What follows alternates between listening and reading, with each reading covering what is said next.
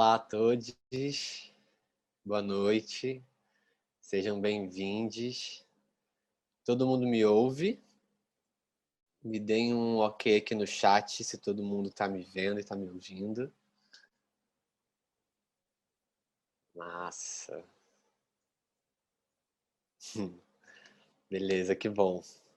Que bom que estamos juntos aqui. Eu sou Maurício Lima e sejam bem-vindos às Arqueologias do Futuro, projeto do Museu dos Meninos, realizado pela Lei Emergencial Aldir Blanc, da Secretaria de Cultura e Economia Criativa do Estado do Rio de Janeiro, Secretaria Especial da Cultura e Governo Federal. E a nossa live de hoje tem interpretação simultânea Português Libras do Jonatas Narciso. Obrigado, Jonatas. Que bom que a gente está de novo aqui. Novamente, uma boa noite. Caminhos abertos, Laroyer e Axé.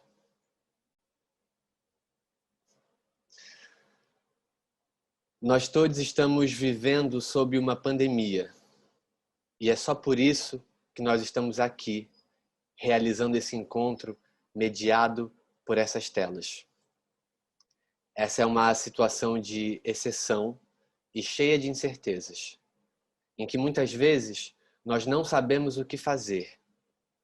E por não saber o que eu posso fazer nesse momento, eu criei esse encontro para que juntos a gente possa escurecer as ideias e imaginar futuros impossíveis para esse mundo que precisa começar agora. E aí hoje nós temos a honra de fazer essa live em parceria com o Instituto de Artes da UERJ.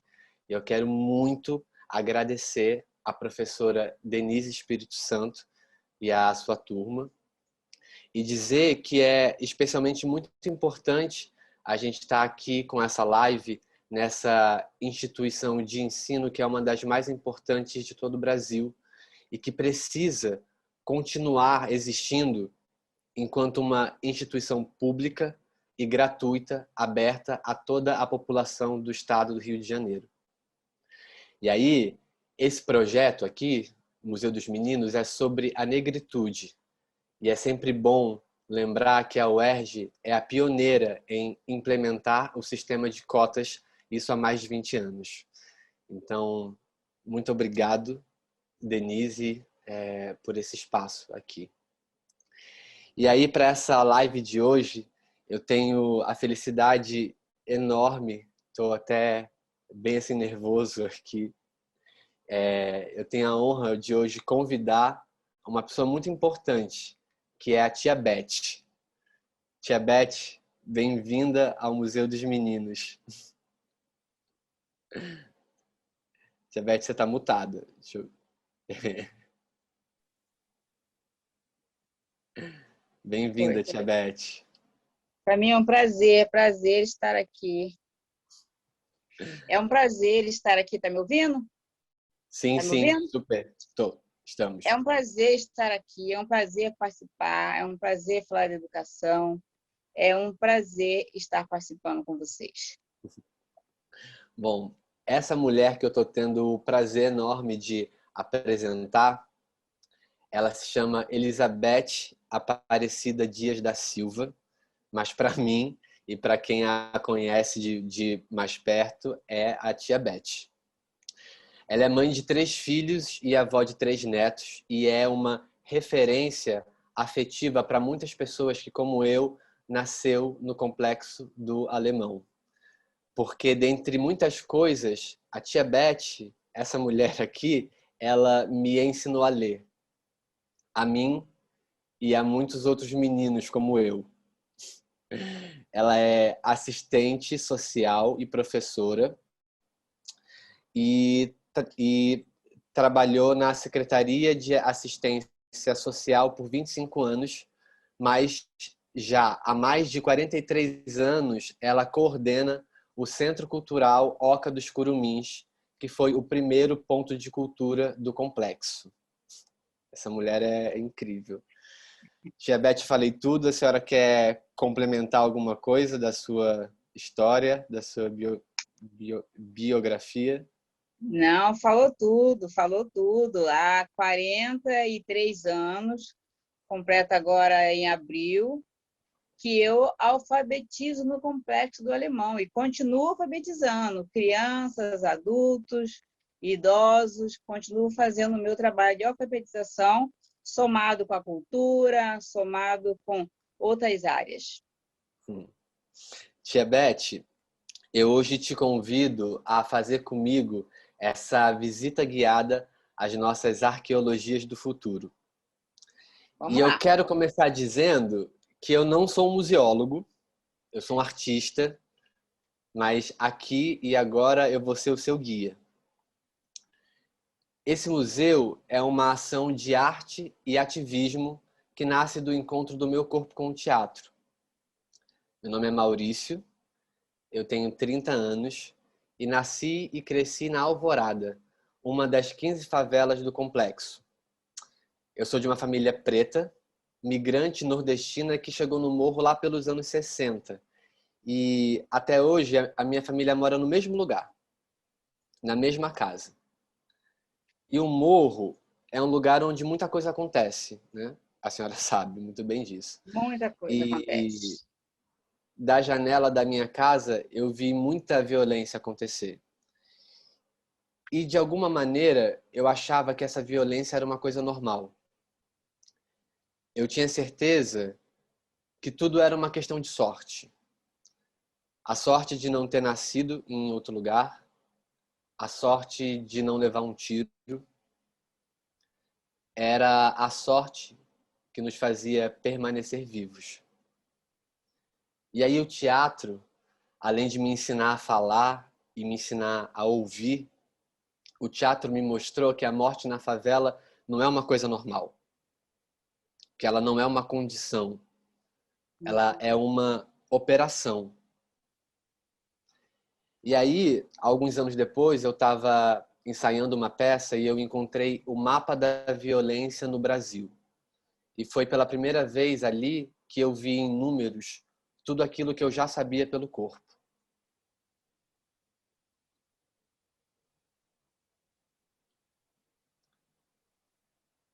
77% dos jovens assassinados são negros. Entende-se por negros os autodeclarados pretos e pardos. E 83,30% são do gênero masculino, com idades entre 15 e 29 anos, moradores das favelas e das periferias. A cada 2 horas, 7 jovens negros são assassinados no Brasil. São 84 mortos por dia, 2.540 mortos por mês, 30.660 jovens assassinados por ano.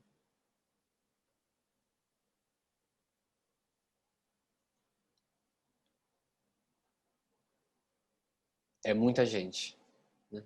É muita gente. É uma multidão.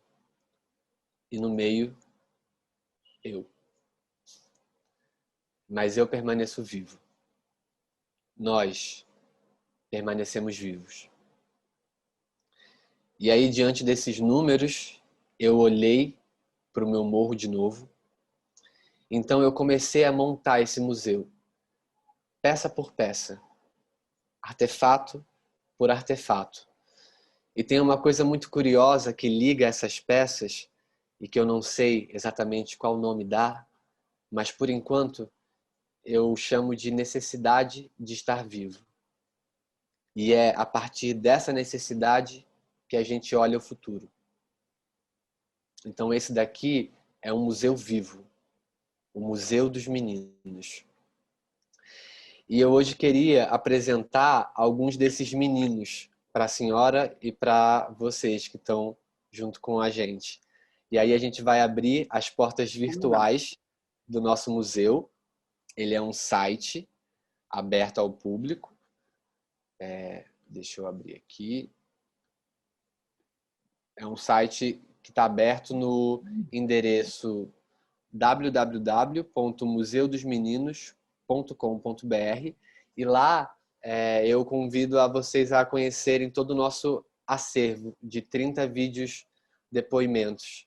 E aí hoje a gente vai assistir a 2 deles. Queria começar pelo depoimento do Ian dos Santos.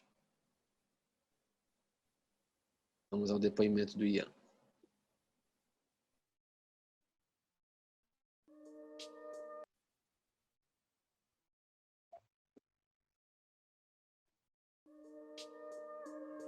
Eu sou o Ian, eu tenho 23 anos, eu moro aqui no Complexo do Alemão, na Rua Lume de Estrelas, e eu sou professor de Química. Na verdade, eu estou me formando no final desse ano, de 2019, e eu dou aula num projeto social que eu tenho aqui mesmo dentro do Complexo do Alemão, que se chama Educap. Eu sempre admirei muito a profissão professor. E a minha primeira professora de ciências, na verdade, ciências em geral, ela explicava gravidade desenhando um bonequinho e falava que era eu pulando de um prédio. E eu achava aquilo tipo, nossa, por que ela faz isso? Brincava comigo e me colocava para aprender a tal da física antes de tudo. E eu comecei a gostar de ciências dali. Quando eu cheguei no ensino médio, eu fiz num colégio estadual também aqui do Rio, e a professora fazia coisas extraordinárias dentro de sala de aula que eu nunca tinha visto nenhum professor fazer. E ela me tocou de uma forma tão grande que eu virei e falei que eu queria ser o que ela foi na minha vida. De saber que a escola pode ser legal, que eu posso almejar outras coisas. E dali eu decidi que eu queria dar aula. E a gente tinha que aplicar um projeto com uma pegada mais social para mostrar que aquilo que a gente aprende dentro de sala de aula é importante também para a vida.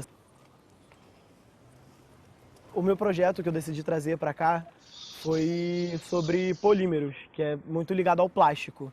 E a gente tem um valão ali perto da favela mesmo, na entrada da favela. E eu queria mostrar o que a gente usa de plástico que está ligado à química e que para ali e quando chove enche. E a gente fez um projeto super legal sobre esse uso consciente de plásticos e a produção de um plástico biodegradável dentro de sala de aula, só com goma de tapioca e limão. Futuro. Futuro é uma coisa tão incerta para falar o que é. Acho que eu não sei definir correto o que é o futuro.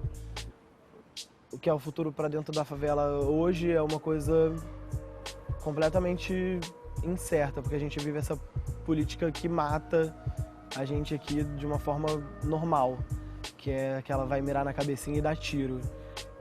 O futuro para um professor se formando também é incerto por causa da política atual. Então, assim, o futuro é luta, é resistência.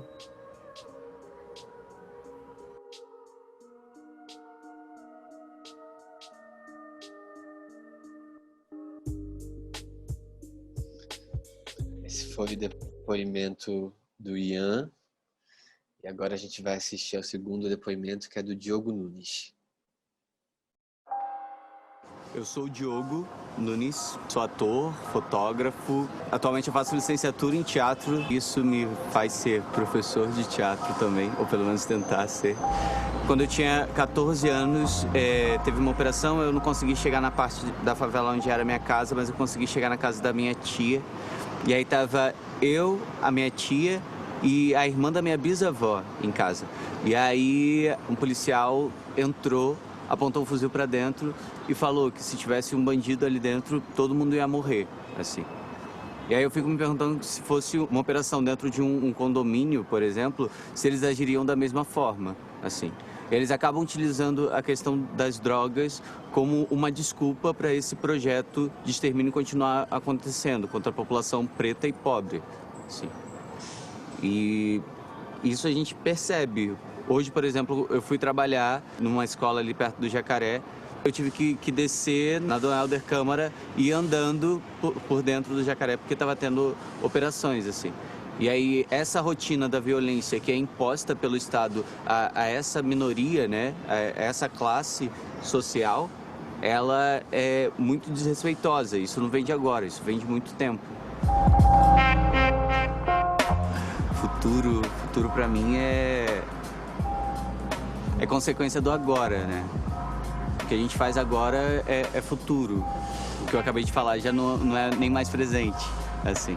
Então é o que a gente emana para frente, é o que a gente acredita de concretude. E aí a gente tem como isso, por exemplo, as próprias favelas, assim, que as pessoas, por exemplo, elas vão construindo casas em cima de casas, porque é concretizar um futuro. Eu acredito muito nisso, que as favelas, mesmo elas sendo uns lugares onde as pessoas são colocadas para serem esquecidas, elas vão vibrando essa energia, para poder se concretizar e crescer ali. A favela é a materialização do futuro.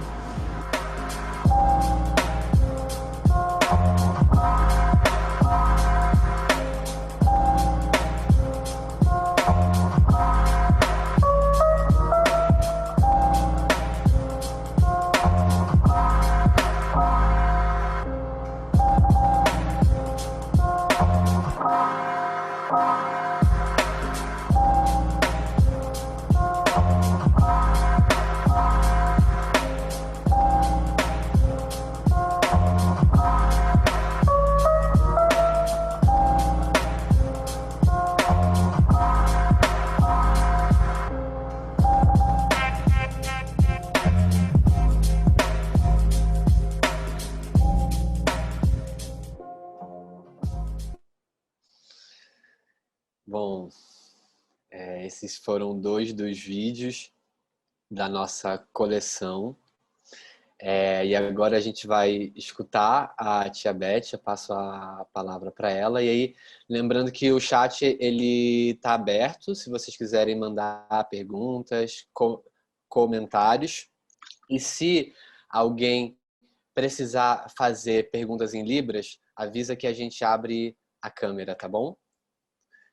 Então, tia Beth, como que nós podemos escurecer o futuro? É uma pergunta bem forte. É uma pergunta que precisamos pensar, mas não é difícil escurecer o futuro, não. A gente precisa, primeiramente, com todas as diversidades, com todas as forças que nos levam para trás, nós precisamos levantar a cabeça, levantar o nariz e nos impor. Porque essa questão ela já vem acontecendo há séculos atrás. E eu tenho para mim, pelo que eu venho lendo, pelo que eu venho estudando, pelo que eu venho aprendendo, que o próprio Jesus Cristo, ele sofreu discriminação lá atrás. Porque se realmente ele fosse como pintam, né? Olhos azuis, claro, ele não teria sofrido o que ele sofreu. Então, essa discriminação, essa eliminação do povo preto, e isso se vão 2021 anos. Mas nós que estamos aqui sentados na favela, nós que estamos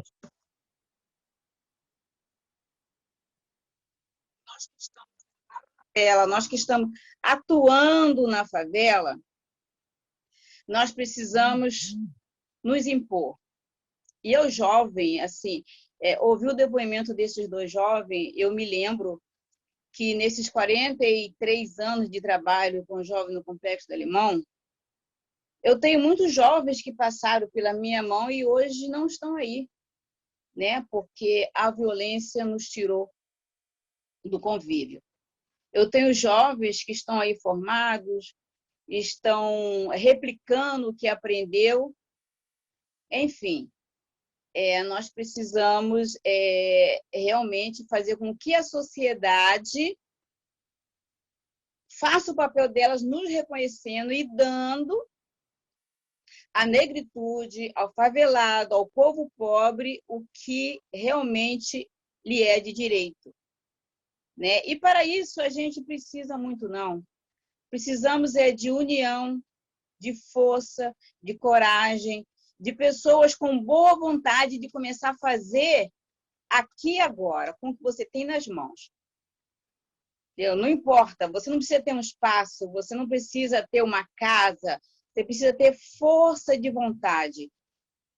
E essa força de vontade somado ao respeito ao próximo, a quem está ao seu lado.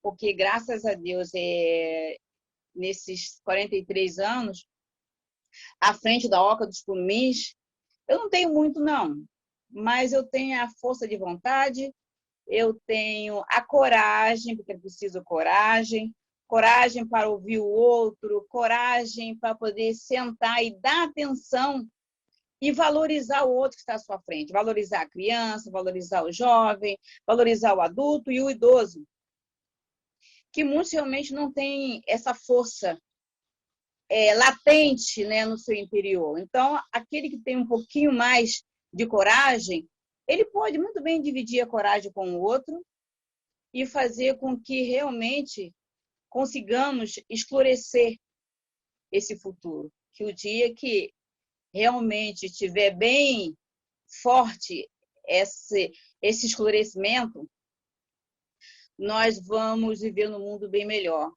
Nós vamos fazer com que a sociedade nos respeita, vamos fazer com que os políticos nos enxerguem como seres humanos que somos pagadores dos nossos impostos.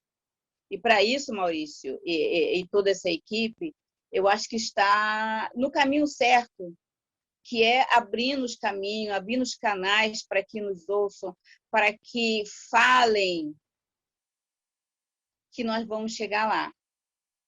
Entendeu? Eu fico muito agradecida, realmente, quando eu paro para pensar na minha favela, que é o Complexo do Alemão, que é o local que eu adotei quando eu vim de Cruzeiro, porque eu sou paulista, nasci na cidade de Cruzeiro, e cheguei aqui no Complexo do Alemão aos 10 anos de idade. Cheguei em fevereiro e em março, 19 de março, eu fiz 10 anos. Então, adotei. Então, o Complexo do Alemão, para mim, é uma família. Todos que passaram das minhas mãos fazem parte da minha família. E eu me sinto assim gratificante, me sinto agraciada pelo Pai Maior por ter colocado em minhas mãos essa oportunidade. E falar aqui para vocês hoje é uma oportunidade que eu fico muito grata, muito agradecida por isso tudo. E eu espero que esse encontro de hoje possa se multiplicar. O ideal seria que surgisse outras Tia Beth, outros Maurício, outras pessoas que realmente pense naquele que está ao seu lado. Pense em dar as mãos, porque uma coisa eu tenho para mim. Esse mundo aqui é só uma passagem. Aqui é só um aprendizado. Nós estamos aqui de passagem. Nada vamos levar. O que vamos levar deste mundo são as ações que praticamos, sejam elas boas ou mais. Então, eu prefiro carregar as boas ações, né? E a maioria também. Só que é aquilo. Todos nós carregamos o bem e o mal dentro de nós mesmos. Então, nós precisamos valorizar o bem que nós carregamos, porque esse mal vai ficar cada vez mais distante. Precisamos fazer com que sejamos úteis, porque é muito importante se sentir útil. Então, quando eu estou na frente da minha turma, quando eu estou com uma pessoa que seja, que eu estou sendo útil a ela, para mim já é gratificante ao máximo. Quando ela sai do meu espaço e fala para mim: poxa, Tia Beth, eu estou indo embora daqui diferente conforme eu entrei. Estou muito feliz. A senhora me fez muito bem. Então, um abraço que hoje, né, devido a essa pandemia toda aí, a gente não está podendo dar um abraço, mas aquele abraço caloroso fala muito. E eu espero que eu tenha respondido bem a pergunta de vocês. Espero que eu tenha passado algo para vocês pensarem, entendeu? E somar. Porque hoje a diabetes está aqui fazendo o que gosta. E tem muitos por aí também fazendo. Mas isso precisa multiplicar. Vai chegando outros interesses. E eu quero deixar, deixar portas abertas.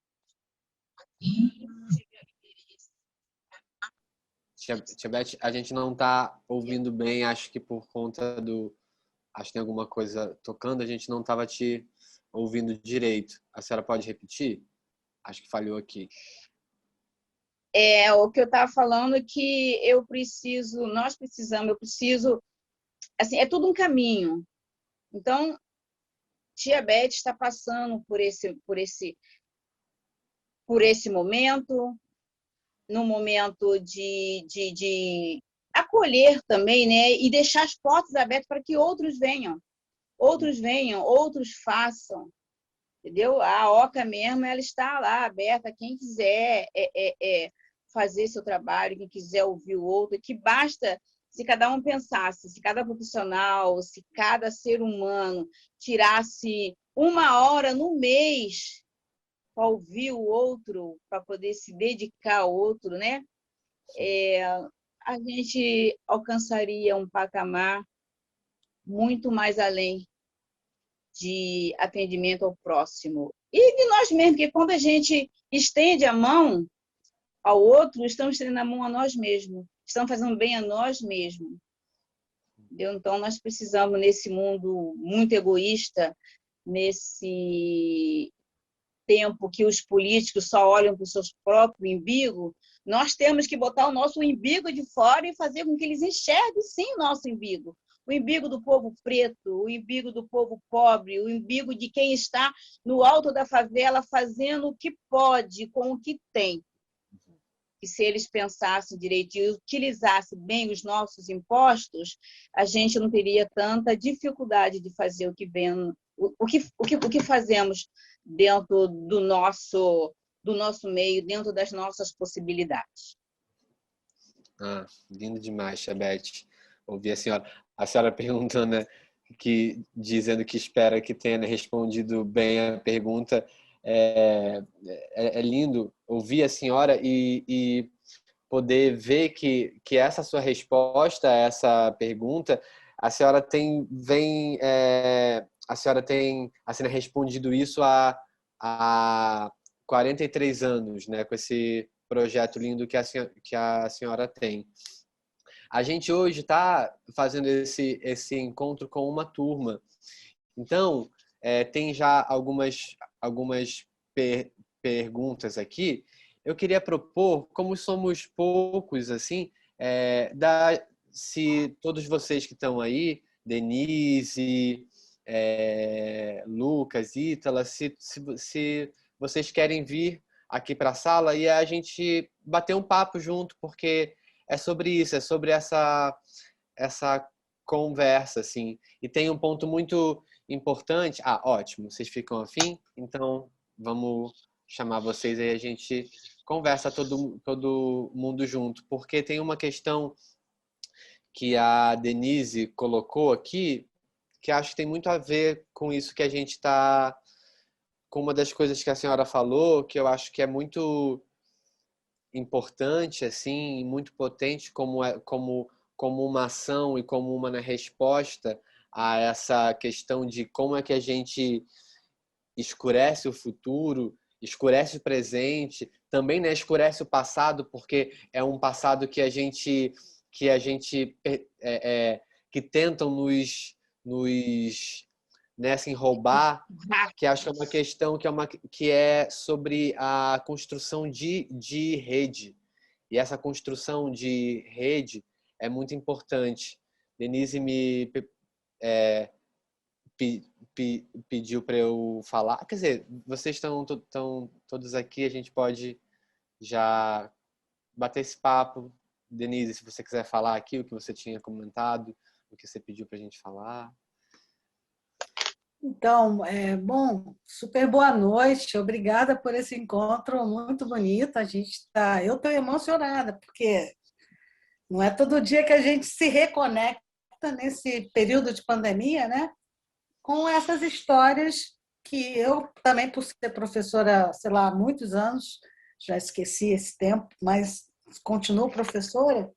Mas eu acho tão bonito, né, Maurício, você falar assim da Tia Beth, assim, como uma pessoa que você conheceu criança e essa relação. Então, assim, eu vou fazer uma pergunta para a Tia Beth, para começar, porque são muitos anos, né, provavelmente acompanhando muitas gerações nessa grande comunidade, que hoje até chamamos de complexo, né?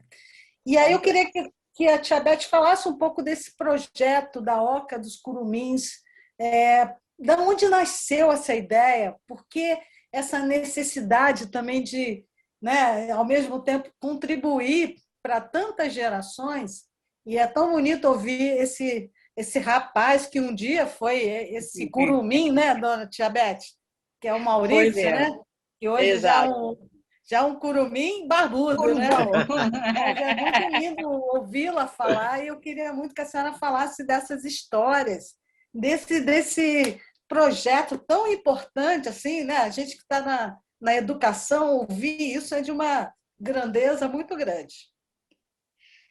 Bem, na verdade, o projeto se tornou Oca dos Curumins no decorrer do tempo.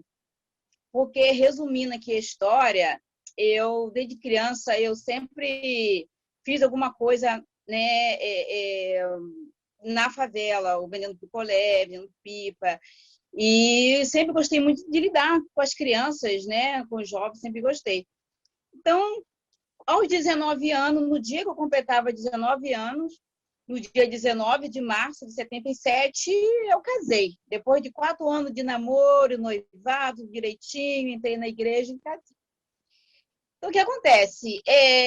Fui mandada embora do serviço depois disso, e a vizinha falou, vó, você não quer ensinar minha filha a ler, escrever, enquanto você, né, está aí? Peguei e falei assim, tá bom, ensino. E comecei com 3 crianças. A filha dela, que chama-se Graciete, minha primeira aluna. As minhas 3 primeiras alunas, Graciete, Lucinéia e Maria de Fátima.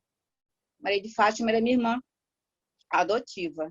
E dali eu comecei dando aula ali na minha mãe, na sala da minha mãe, depois fui para a laje dando aula, e em pouco tempo eu estava cheia de crianças, precisando, crianças que vinham do Nordeste, não conseguia vaga, criança que estava ociosa na rua, e comecei ensinando as crianças. Mais tarde, os adultos vieram batendo na minha porta, querendo aprender também. E ali a laje da minha mãe já não suportava mais, né? E incomodava também minha mãe. E eu fiquei naquele desejo de ter um canto para mim, um espaço para mim, para que eu pudesse administrar minhas aulas. E isso aconteceu em 89, quando eu estava terminando minha formação de professor, que até então eu não era professora, né? Eu baseava meus ensinamentos muito em livro, que eu sempre gostei de ler, e lia tudo que passava na porta, que tinha os vendedores ambulantes, e eu comprava livro, e em cima daquilo ali eu ia fazendo minhas aulas. Lia muito uma revista também que acompanhava desenvolvimento de criança. E isso aí foi crescendo. Eu senti a necessidade de trazer também outras atividades, como cultura, o esporte. Então, sempre achei que a escola tem que ser um espaço lúdico para a criança. Então, era muita brincadeira, o teatro, eu mesmo fazia aula de teatro, tudo eu procurava aprender.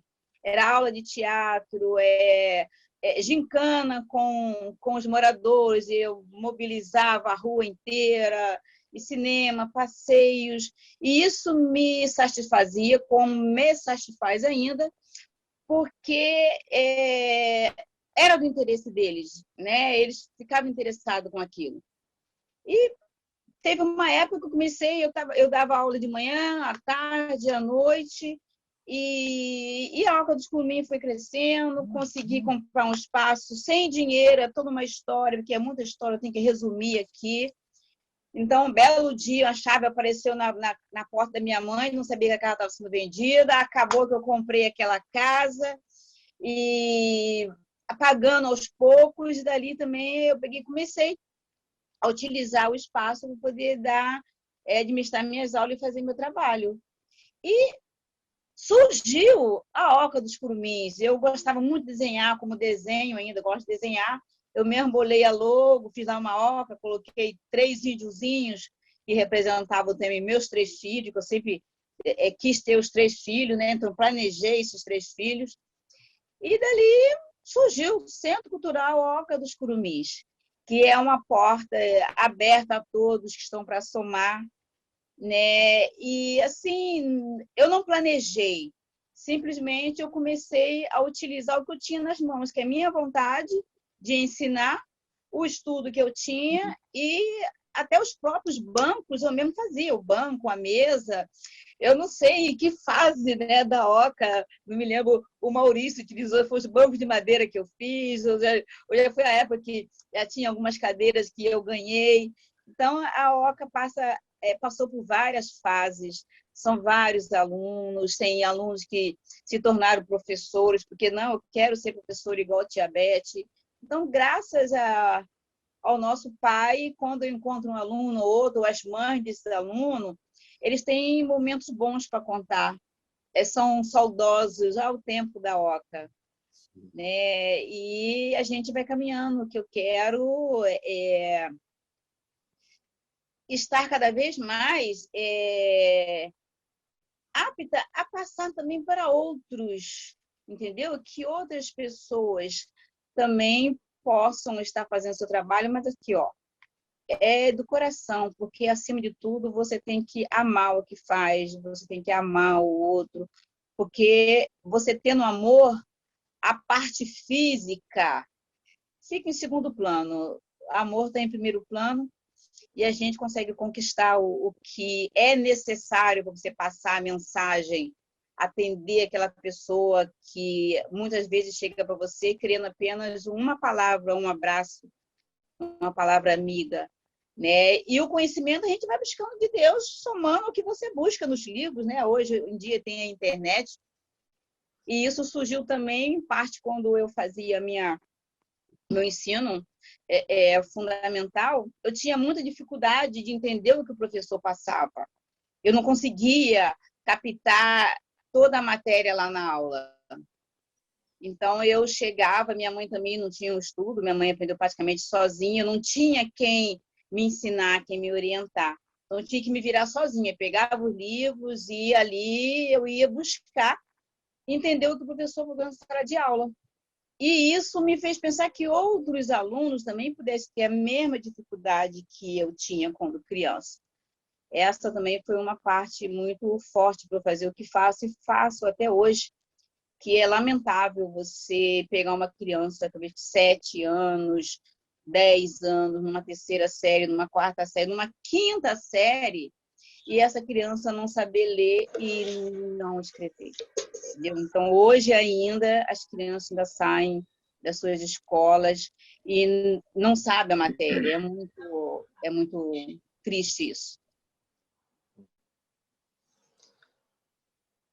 Não, e só fazendo um comentário, assim, né? Ouvindo, Tia Beth, a Oca é um espaço muito... Ele é muito importante mesmo para gente ali no morro, assim, porque acho que foi uma das minhas primeiras experiências, pensei nisso agora, assim, de vivência de um aquilombamento, assim. É um espaço onde você sabe que a certeza é o seu retorno. E não é à toa que depois, quando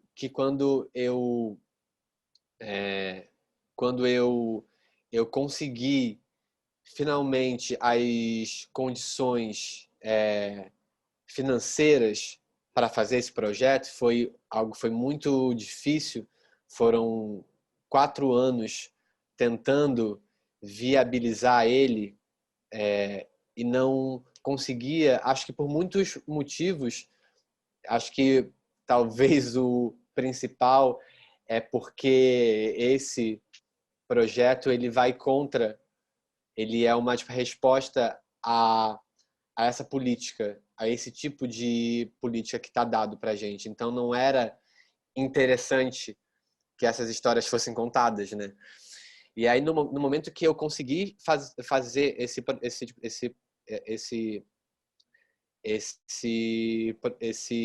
projeto e só consegui fazer ele, isso é muito irônico, eu só consegui fazer ele com um dinheiro internacional de uma fundação lá da Holanda que estava premiando jovens artistas latino-americanos. Quando eu consegui fazer esse projeto, a primeira coisa que eu sabia que eu tinha que fazer era voltar para esses espaços como a Oca e falar: tia, eu vou agora criar um museu aqui, me ajuda com isso, assim. Eu brinco que essa curadoria desse museu, ela foi super coletiva, que a gente foi encontrando esses meninos a partir da tia Beth. Eu fui lá, conversei com ela, ela falou: então tem esse menino aqui que conhece um outro, que conhece um outro, e a gente foi expandindo e fortalecendo essas redes. E acho que esse não sei, acho que é um ponto muito importante para mim quando eu ouço assim a tia Beth, quando penso ali na Oca, que é essa experiência de que é o lugar onde a gente né, retorna para poder continuar e seguir, ir mais longe, caminhar junto com quem já caminha há muito mais tempo que a gente, né? Com quem ensinou a gente a caminhar, a dar os primeiros passos, né? É bom. É bom. É gratificante. Isso aí vale todo o trabalho que a gente executa nesses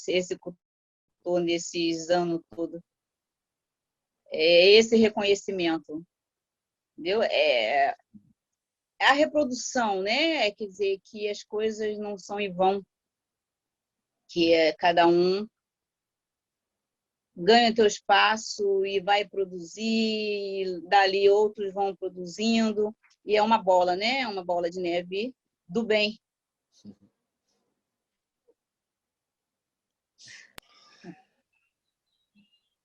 Eu queria fazer uma pergunta. Ah, desculpa, pode falar. Não, vai você, por favor. Tá. Obrigada, boa noite. Boa noite. Então, é que eu queria entender, na verdade, que Maurício falou sobre o Museu dos Meninos. Qual é a relação do museu com a Oca dos Curumins, da Tia Beth? E se, por exemplo, todos aqueles meninos que você falou que tem 30 vídeos lá, né? Você mostrou 2 vídeos para gente. Se todos eles passaram pela Tia Beth, se tem essa relação direta. Tá, eu até escrevi aqui no chat que eu fiquei emocionada porque eu conheço o Diogo, eu estudei com ele. Conhece Na Diogo? Martins Pena. Aí eu fui pega de surpresa, assim, gente. Aí fiquei super feliz assim de ver, muito bonito o trabalho. Parabéns. Obrigado. Então, Tainá, assim, não são todos que passaram pela Diabetes. Oca. São alguns, tipo, acho que o Diogo deu aula lá, né, tia? Ele dá aula de teatro lá, né? Sim. Então Não são todos, mas um bom... vários meninos ali passaram, entendeu? A gente foi, né, foi criando, a gente foi...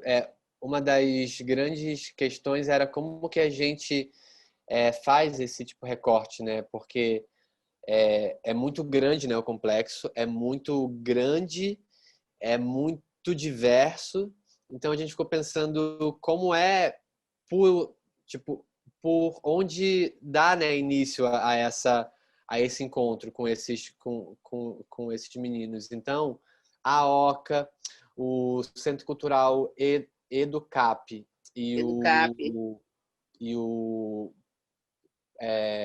Papo Aí, Reto, papo reto. do Papo Reto, foram espaços onde eu voltei lá neles e falei, olha, eu tenho aqui esse projeto, apresentei a ideia, eu já, assim, já tinha, né, uma certa história com a Tia Beth, mas esses espaços eu não assim, não tinha, né, contatos lá, então fui lá conhecendo e fui falando. E aí essas pessoas iam indicando pessoas. Então nesse sentido que foi uma construção muito junta, coletiva, porque Tia Beth é uma das pessoas que ajudou a fazer de fato, né, encontrar esses meninos, a montar essas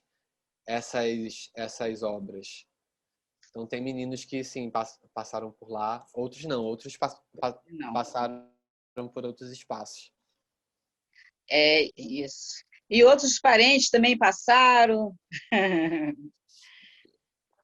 Sim, tinha umas questões, tinha também tinha uma parte dessa escolha foi muito afetiva também, que eu convidei amigos meus de assim, infância, então tinha também essa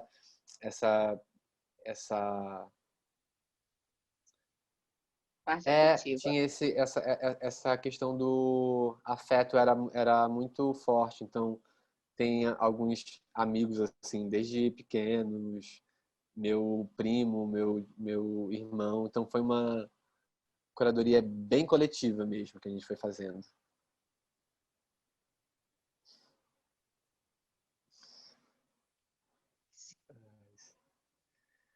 Denise? Tem alguma pergunta? Mais alguma pergunta da A Dada? Denise tinha colocado uma pergunta no chat.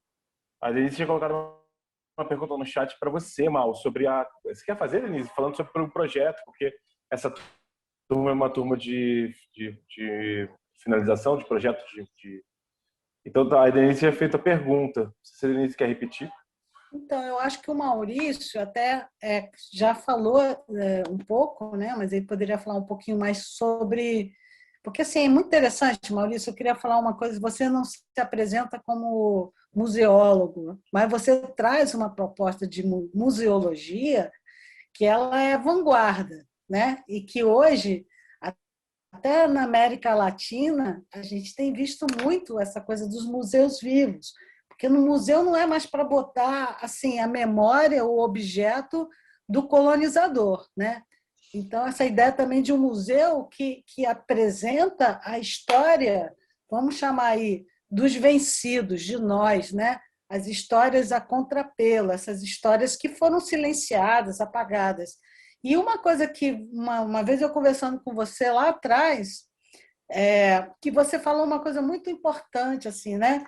Que o Museu dos Meninos ele também é um museu de memórias, porque muitos, talvez, não sei desses meninos que fazem os vídeos, mas como você inicia a apresentação e você fala dessas estatísticas que são terríveis, né? Sei lá, 30 mil mortos, 30 mil jovens mortos. Então, de um certo modo, esse museu vivo ele é uma forma de responder os muitos meninos mortos, né?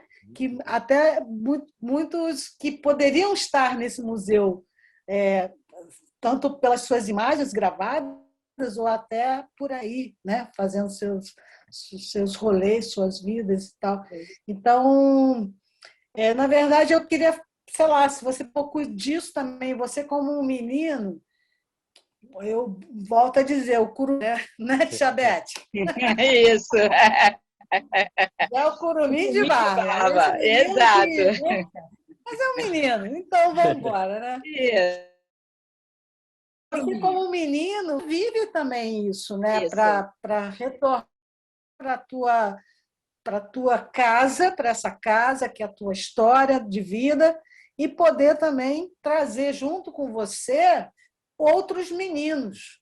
Que isso, para mim, e a tia Beth fala de uma coisa muito importante hoje, que a gente precisa, nesse momento de tanta desumanização, né, de um projeto tão explícito de matança, a gente tem que realmente assim dar as mãos, né? A gente tem que trazer junto com a gente aqueles que estão mais fragilizados, mais vulnerabilizados e tal. Então, isso seria legal também tu falar, porque é uma história sua, mas e esses meninos que não estão no museu, né? Essas memórias, né? Que o museu, de alguma maneira, toca quando apresenta essas histórias aí para a gente, né? Tem uma coisa que acho que é importante, assim, talvez falar, que essa pesquisa, assim, esse trabalho tem uma dimensão autobiográfica e ficcional muito forte, assim. Ele nasce porque eu sou um desses meninos, assim, né? Eu sou desses Tá falhando. meninos. Então, tá? E agora? Melhorou? Vocês estão ouvindo bem? Então, assim, tem esse contorno autobiográfico e também ficcional, porque tem uma proposição também de construir uma poesia a partir das nossas histórias. E aí tem uma coisa que sempre foi muito determinante nesse começo, é que, pelo menos até aqui, por enquanto, me interessava, por mais que o que tenha detonado a criação desse museu seja essa necropolítica, essa política de morte, a minha tentativa era de alguma forma responder a isso com vida. Então,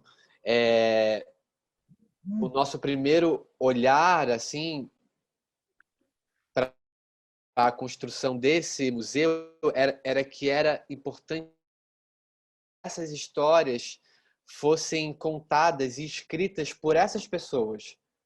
Porque acho que uma das primeiras questões, assim, para mim, que são muito fortes, assim, era que as nossas histórias, elas só são visibilizadas no momento em que eles matam os corpos. E aí são outras pessoas que contam essas histórias. Então, por mais que o que impulsionou a criação sejam essas mortes, seja essa necropolítica, a forma de fato responder a isso, para mim, precisava ser a partir de uma afirmação de vida e de uma afirmação coletiva. Eu fui aos poucos entendendo que a minha experiência até aqui, até 2019, que foi quando eu criei esse projeto, até ali a minha experiência no mundo onde eu estudava, era uma experiência de um corpo exilado. Eu tive que sair do morro para conseguir estudar teatro. Eu tive que fazer esse caminho de saída. E aí, nesse momento em que eu consegui retornar para esse espaço de onde eu fui expulso de alguma maneira, era importante poder voltar e poder construir uma fala coletiva. Não me interessava tanto falar sozinho, não me interessa nada falar sozinho. Por isso que esse projeto nasce com essa dimensão de ser, né, um museu, de ser um espaço onde de alguma maneira isso saia de mim, isso extrapole o meu corpo e isso possa ser um espaço de escrita coletiva, feito por todos esses outros meninos, feito indiretamente e diretamente pela tia Beth, pela tia Lúcia Cap, pelas minhas mães, por todas as pessoas que fizeram isso de maneira acontecer. Assim, não sei, acho que é isso, acho que eu te respondi. Falei.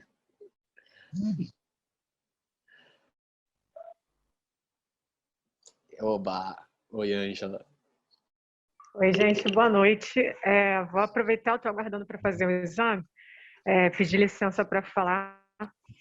Gostei muito de ouvir a tia Beth, já virou assim minha musa inspiradora. Obrigada.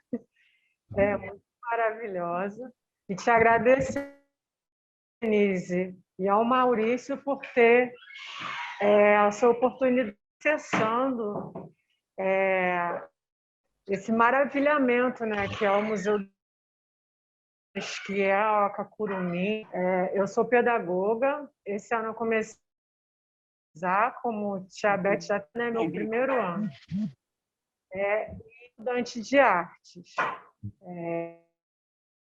Mas pegando tudo isso, Beth e Maurício, que vocês falaram aqui, e sobre seu retorno, Maurício, eu acho interessante, pensando na visualidade, você quebra com a estereotipa negro, né? E como tem a diversidade de pretitudes, né? Então você quebra com aquele paradigma, tudo bem, todo mundo tem a revolta, mas o que é com essa revolta? Transforma essa revolta mais inteligente. Eu já acessei lá ao Museu dos Meninos, a tia Beth, para poder acompanhar com mais riqueza, mas eu senti isso, né?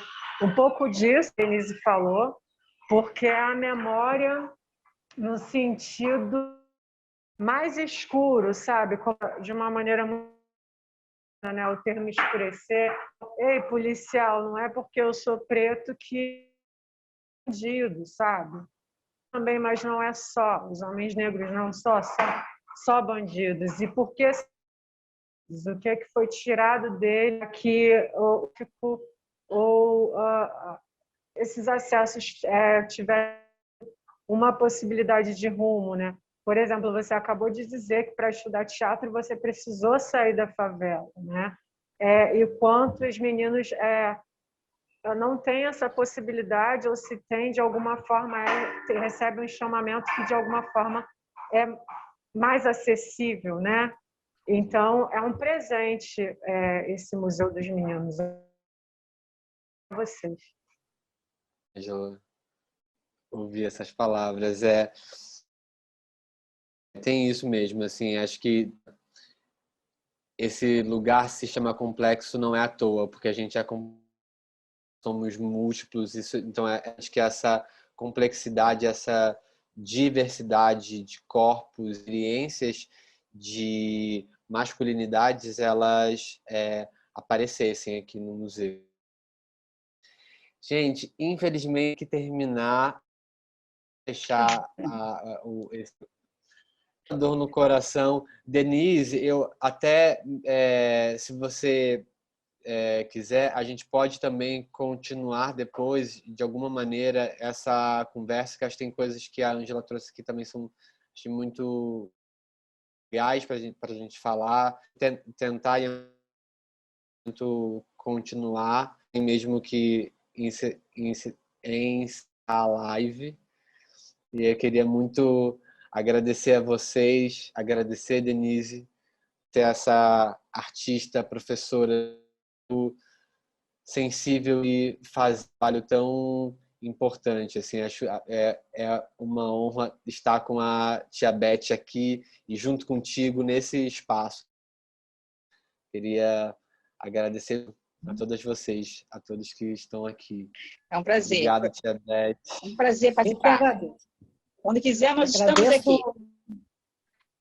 Nossa, é muito bom conhecer vocês, conhecer... Bom, Maurício já nos conhecemos, mas conhecer Tia Beth, Oca dos Curumins, e também esse projeto tão importante. E, com certeza, estou muito feliz por esse encontro. Amanhã a gente tem outro amanhã, né, Amanhã de camarada? manhã. Exatamente. Mas, enfim, eu acho, assim, dando aqui um sopro dela, que ela fala uma coisa muito bacana, que é continuar essa pesquisa também como artista. O Museu dos Meninos, eu acho que abre para você, como um artista, pesquisador, muitas possibilidades mesmo, de artísticos e de trabalho da pesquisa, da pós-graduação. Então, eu acho que você tem aí um cenário fantástico, né? E vou te falar, muito a fim de ouvir essas histórias. Não é só o Brasil, não, o mundo conhecer o Museu dos Meninos, e NOA, essa fundação lá da Holanda, continue financiando isso, porque eles são muito importantes para o mundo, para esse mundo, porque a gente precisa construir uma outra ideia de mundo, né? E aí estamos aí. Eu agradeço muito, tia Beth, foi lindo ouvi-la falar, essa história, essa educadora assim, que assim, né? Tudo que gosta de ouvir de quem realmente tem esse compromisso na formação de pessoas. Muito obrigado, estiveram aí também, toda a equipe de vocês. E estou muito feliz. Muito obrigada. Obrigado. Então, até amanhã, Denise. Até amanhã. Obrigado, tia Beth. Obrigado, Jonatas. Obrigado. Um beijo. Obrigado a todos. Um beijo.